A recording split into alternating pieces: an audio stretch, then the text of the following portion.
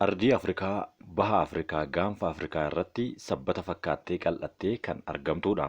Biyyoonni garaa garaa maqaa masoo itti baasuudhaan itti waamu. Biyyi kun maqaalee masoo yookaan maqaa namtolchee hedduu fi biyya namtolchee jedhamtee addatti baafamte keessaas tokkodha. Yeroo garaa garaatti qoiqimsi kan itti hammaatuu fi namoonni dhuunfaa garaa garaa maqaa masoo itti waamuudhaan kan itti waamanidha. Erga hundeeffamtee hanga har'aatti nama tokkoon yookaan bulchiinsa tokkoon kan bulaa jirtu yoo taatu, biyyi tun wantoota ijoo bulchiinsa namtolchee keessaa iseen adda godhaniinis tarree biyyoota addunyaa hedduu keessatti maqaan ishee jalqaba irratti ka'a.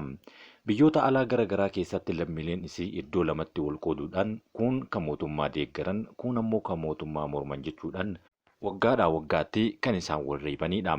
Keessattuu biyyoota Awurooppaa garaa garaa keessatti lammiileen isaanii yeroo garaa garaatti kan mootummaa deeggaranii fi kan mootummaa morman jedhamuun wal qoodaniin miidhaa garaa garaa walirrattii fi poolisoota biyyattii irratti geessuun kan beekamudha. Biyya tana biyyoota Afrikaa keessaa maaltu ishee adda taasisa? Biyyoota Afrikaa qofa osoo hin taane biyyoota bulchiinsa namtolchee jedhamanii maqaan isaanii ka'u keessaas maaltu adda isaan taasisa? Eertiriyaan erga bilisummaa ishee labsattee Itoophiyaa irraa fottoqtee mootii tokko yookaan nama tokkoon hanga guyyaa har'aatti bulaa kan jirtuu fi biyya filannoon keessatti hin gaggeeffamnedha. Eertiriyaan biyyoota Afrikaa yeroo dhihoo hundaa'an keessaa tokko. Itoophiyaa irraa adda baatee erga walabummaa ishee labsattee 30 caalteerti. Gaanfa Afrikaa irratti biyyoota 3 Itoophiyaa, Jibuutii fi Suudaaniin kan wal daangessitudha. Daangaa guddaa kan qoodattu garuu Itoophiyaa waliin. Keessumaa qarqara galaana diimaa ergamuun isheetiin biyya akkaan barbaachisummaan ishee ol ka'u yookaan akkaan tarsiimawaa ta'e irratti kan isheen hundooftedha. Addunyaa irratti biyyoota bulchiinsa namtolchee yookaan tootaaleetaariyaan jedhaman kanneen ta'an keessaa Eertiriyaan keessatti argamti. Ofii Eertiriyaa keessatti bulchiinsi mootummaa namtolchee maal akka ta'ee fi hanga ammaatti maal akka fakkaatu isin biraan kan geenyu ta'a. Nageenyi keenya kan kabajaa fi jaalalaa iddoo jirtan hundatti isin haa gahu jenna.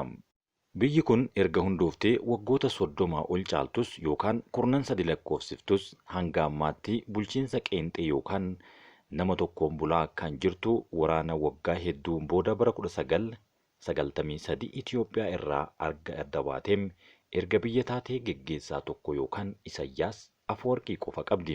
Pirezidaantii Isayyaas Afwerqii morkataa malee waggoota 30 oliif Eertiriyaa geggeessaa jiru. Adda bilisa baasaa Eertiriyaa EPL geggeessaa kan turan Isayyaas Afwerqii dhaabbilee siyaasaa kanneen akka ABO fi TPLF waliin ta'uun sirna dargii humnaan kuffisuu keessattis shoorri isaanii baay'ee ol ka'aadha. Eertiriyaan biyya ta'uudhaaf mootummaa Haayila Sillaasee fi mootummaa dargii waliin waggoota 30 oliif lola geggeessitee turte. Dargiin erga kufee booda riifarandamii geggeeffameen Eertiriyaanonni sagalee 99.9 kennuudhaan Eertiriyaan Itoophiyaa irraa adda baatee biyya walabaa akka taatuuf murteessuu isaanii sagaleen yeroo sanitti kennamee fi qoodame ni agarsiisa. Bitootessa 21 bara 1993 Isayyaas Afwerqii pirezidaantii Eertiriyaa ta'uun filataman. Eertiriyaan Itoophiyaa irraa adda baatee biyya walabaa ta'uun ishee gaanfa caamsaa 24 bara 1993 ifatti labsatte. Ergasii Eertiriyaa keessatti filannoon geggeeffames geggeessaan biraas filames paartiin siyaasaas mataa isaatiin uummata bakka bu'ee hanga ammaatti hin beeku. Erga Isayyaas Afwerqii pirezidaantii ta'anii as Itoophiyaan filannoo marsaa 6 geggeessitee geggeessitoota 3 jijjiirteerti. Mallas Zeenaawii, Hayilamaariyaam Dassaalenyi fi muummee ministeeraa yeroo ammaa Dr. Abiyyi Ahmed. Geggeessitoonni Itoophiyaan jijjiirte kunniin kaardiidhaan mo'atanii osoo hin taane taateen isaanii taatee addaatiin haa ta'uyyuu malee haa ta'u garuu Eertiriyaa biraan wal bira qabamee yoo ilaalamu kan Itoophiyaa kan fooyyee qabudha. Eertiriyaa keessatti paartii tokko qofatu jira. People's Front of Democracy and Justice kan jedhamu mootummaa bulchiinsa pirezidaantii Isayyaas Afwerqii qofaadha. Bara 1997 Eertiriyaatti filannoon ni geggeeffama jedhamee yaadamus hin geggeeffamne. Ergasiis biyyattitti filannoon tasumaa hin yaadamne. Baruma sana bara 1997 keessa heerri biyyattii ragga'uus hojii irra akka hin oolleem ragaaleen dhaabbilee mirga namoomaaf falman agarsiisaniiru. Gabaasni dhaabbata World Population Review akka agarsiisutti biyyoota bulchiinsa namtolchee yookaan totalitarian states kan jedhaman yeroo ammaa addunyaa irra jiran keessaa Eertiriyaan ishee tokkodha. Biyyoonni kun akka gabaasa kanaatti biyyoota 4. Akka dhaabbanni kun ibsetti biyyoonni kanneen akka Eertiriyaa, Kooriyaa Kaabaa, Afgaanistaanii fi Turkmenistaanidha. Eertiriyaan biyyoota bulchiinsa namtolcheen bulan muraasa keessaa tokko ta'uu isheetiin Kooriyaa Kaabaa kan Afrikaa jedhamuunis maqaa masootiin ni waamamti. Barruun The Economist akka gabaasetti Eertiriyaa fi Kooriyaa Kaabaa garaagarummaa qabaatanis akkaataa bulchiinsaa fi qabiinsa mirga namaatiin wal qabatee wantoonni wal isaan fakkeessan hedduun akka jiru waan gabaaseef maqaan masoo yookaan maqaan namtolchee kun itti mogga'eera. Eertiriyaan akkuma Kooriyaa Kaabaa meeshaalee waraanaa akka alaa hin galchinee fi qoqqobbiin UN kan irratti kaahamaa turedha. Haa ta'u garuu bara 2018 Itiyoophiyaa wajjin muddama waraanaa yeroo dheeraa keessaa baatee nagaa uumuu ishee irraa kan ka'e UN uggura kana Eertiriyaa irraa kaasee ture. Gama biraan ammoo Eertiriyaas ta'ee Kooriyaa Kaabaa biyya bulchiinsa namtolchee yookaan namtokkee yoo ta'an humna waraanaa kan ijaaranidha. Gama biraan ammoo biyyoota lachuu keessatti mirgi lammiilee kan daanga'ee fi dhiibbaa fi sarbamni mirga namoomaa kan irratti raawwatamu yookaan kan keessatti raawwatamudha. Akka gabaasa kanaatti biyyoonni lachuu sirna diinagdee cufaa kan abbootii qabeenyaaf banaa hin taane hordofu. Eertiriyaan bara 2002 irraa kaasuudhaan lammiileen biyyattii umriidhaan gahe kamuu tajaajila biyyaalessaa yookaan loltummaa kennuun dirqama goote. Kunis yeroo hin murtoofneef kan ta'udha. Dubartoota dahan qaama miidhamtoota yookaan baay'ee nama dhukkubsateen alatti yeroo mootummaan hayyameen alatti tajaajila loltummaa keessaa bahuun tasumayyuu kan hin danda'amnedha. Kun ammoo bulchiinsa Kooriyaa Kaabaa wajjin kana wal fakkeessudha. Dhimma Eertiriyaa fi Itiyoophiyaa irratti qorannoon kan gaggeessanii fi barsiisaa saayinsii siyaasaa kan ta'an Nagaraa Guddataa Eertiriyaa fi Kooriyaa Kaabaa wal bira qabuudhaan amaloota bulchiinsa namtokkee katabaniiru. Akka isaan jedhanitti biyyoonni akka Eertiriyaa bulchiinsa namtokkee hordofan waan hundumaa to'achuun control state jedhamuun beekamu. Kunis siyaasa, nageenya, dinagdee, odeeffannoo, jiruuf jireenya uummataa, seenessa fa'a to'achuun akkaataa mootummaan barbaadu qofaan kan keessaan tamsa'udha. Barreessitoonnii fi gabaastonni tokkollee isaaniin bahanii akka ofii barbaadanitti yookaan akka uummataaf malutti gabaasuun kan hin danda'amnedha. Eertiriyaan biyya waraanatti amantuu waan taateef jalqabumaa kaasee biyya waraana irratti hundoofteedha jechuun wanti hunduu gara waraanaa akka ijaarrachuutti biyya isaanii hundeeffachuu yookaan daangaa cimsachuu qofatti kan hundaa'udha. Dinagdeedhuma xiqqoo qabdu sanayyuu warshaa, hospitaala yookaan yuunivarsiitii fi wantoota akkanaa irratti invest kan hin goonee fi irra caalaa waraana irratti kan isaan invest godhanidha. Eertiriyaan biyyoota ollaa hundumaa wajjin yeroo garagaraatti lola keessa turuu kaasuun tarsiimoo alaa ishee dandeettii humna waraanaa agarsiisuu irratti qofa kan bu'uureffatedha. Biyyoonni akkanaa kunneen bulchiinsa namtokkee warra jedhaman yoo ta'u guutummaan guututti nama tokkoon to'atamanii buluu jechuudha jechuun Eertiriyaan isaan keessaa nama tokkodha.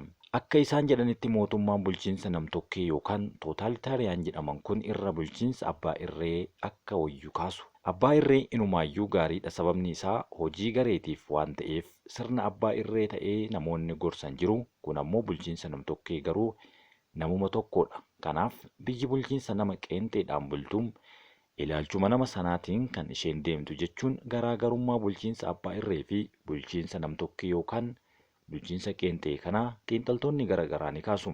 Biyyoonni akkanaa fakkeenyaaf Kooriyaa Kaabaa biyya hiyyeettiidha. Garuu misaa'ila dhukaasti waluma fakkaatu. Biyyoonni sirna namtokkeen bulan caalmatti humna waraanaa cimaa ijaaruu keessatti kan isaan xiyyeeffatanidha. Kana jechuun namni tokko ka biyya kana bulchuu ilaalchuma mataa ofiitiin malee ilaalcha gorsaa yookaan kanneen diinagdee hawaasummaa fi qabeenya yookaan diinagdee irratti isaan gorsan tokkollee kan hin qabnedha. Sarbama mirga namoomaa hamaa Eertiriyaa biyya qarqara galaana diimaa fi iddoo tarsiimawaatti argamtu taatee osoo jirtuu carraa kanaan jireenya lammiilee jijjiiruu akka hin dandeenyetu himama. Dhaabbanni Human Rights Watch Eertiriyaa ilaalchisee gabaasa bara 2025 keessa jirru kana baaseen Eertiriyaan ammayyuu mirga lammiilee ishee irratti sarbama mirga garagaraa akka raawwataa jirtu ibsa.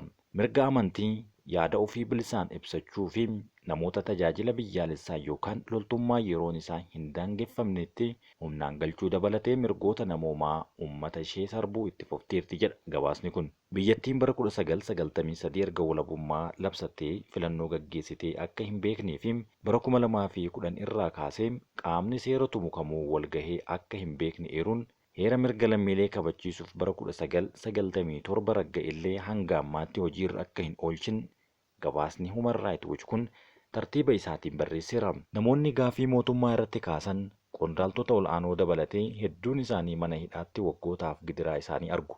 Kaan isaanii ammoo waggootaaf bakki isaan jiran hin beekamu. Ministeerri Mallaqaa duraanii obbo Birhaan Abrahaa pirezidaantii Isaayyaas aangoo gadhiisanii ifatti waan gaafataniif jecha hidhamanii waggootaaf mana hidhaatti dararamaa erga turanii booda bara darbe mana hidhaatii ba'anii du'uun isaanii yaadannoo yeroo dhihootiin seeraan ala nama hidhuu, dhabamsiisuu, gaafii tokko malee waggoota hedduuf ija namaa duraa fi fageessanii hidhuu, hiraarsuu fa'aa Eertiriyaa keessatti baramaa ta'eera. Sarbama mirga namoomaa biroo Eertiriyaa keessatti raawwataman keessaa mirga amantiiti. Keessumaa gaggeessitoonni amantii warra wangeelaa Eertiriyaa keessatti hidhaa fi dararaa garaagaraatiif akka saaxilaman, kaan isaanii ammoo mana hidhaa keessatti akka du'an kanaan dura gabaafamaa tureera. Akka gabaasaaleen Human Rights Watch kanatti ibsanitti Eertiriyaa keessatti dhaabbileen siivilii kamiyyuu yookaan miidiyaa walabaa akka hin jirre, miidiyaa mootummaatiin alatti miidiyaan dhuunfaa hanga ammaatti kan hin hundoofne ta'uus ibseera. Bara 2001 irraa kaasee mootummaan Eertiriyaa miidiyaa walabaa kamiyyuu ugguree ture. Dhaabbanni Reporters Without Borders jedhus gabaasa waggaa 3 dura baaseen Eertiriyaan mirga gaazexeessitootaa yookaan gaazexummaa kabajuun addunyaa irraa sadarkaa gadi aanaa irratti biyya argamtuudha. Lammiileen biyyattii keessumaa dargaggoonni dhiittaa mirga namoomaa, leenjii loltummaa dirqamaa fi dhaabbileewwan garaagaraa baqaaf karaa seeraan alaa biyyoota garaagaraatti godaanu. Gama ispoortiitiin dhiheenya kana biyya Afrikaa keessatti saayikiliidhaan beekamtii argatteerti. Kun ammoo saayikilii oofuun kan hin taane Eertiriyaan atileetota jajjaboo kanneen akka Zaaraa Sannaayii Taaddasaas horatteerti. Eertiriyaan dorgommiiwwan ispoortii saayikilii fi fiigicha fageenya dheeraatiin waltajjiiwwan addunyaa irratti maqaan ishee waamameera. Keessumaa falmii atileetii Zaaraa Sannaayii Taaddasaa fi atileet Qananiisaa Baqqalaa waltajjiiwwan dorgommii addunyaa garaagaraa irratti taasisan qalbii uummataa keessaa kan hin bannedha. Eertiriyaatti saayikiliin akka aadaatti ilaalama. Keessumaa magaalaa Asmaraatti saayikiliif mijattuudha. Magaalota Eertiriyaa keessatti lakkoofsi konkolaattotaa baay'ee muraasa waan ta'eef namoonni hedduun saayikilii dhuunfaa isaaniitiin imalu. Manneen gurgurtaa fi suphaa saayikilii Asmaraa keessatti argaman lakkoofsaan hedduu akka ta'e gabaasaaleen ni eeru. Lammiileen biyyattii saayikilii gosa hundaa oofu. Kan gara bahan, kan magaalaa keessatti ittiin deemanii fi kan dorgommii ittiin hojjetan, dhiiraa fi dubartiin, hojjettuu manaa fi namoonni biraatis Asmaraa keessatti saayikilii oofuun baratamaadha. Lammiin Eertiriyaa mootii saayikilii jedhamuun beekamu Biiniyaam Girmaay bara darbe dorgommii saayikilii akka addunyaatti beekamaa ta'e Tour de France mo'atee injifannoo isaa alaabaa biyyattii ol qabeera.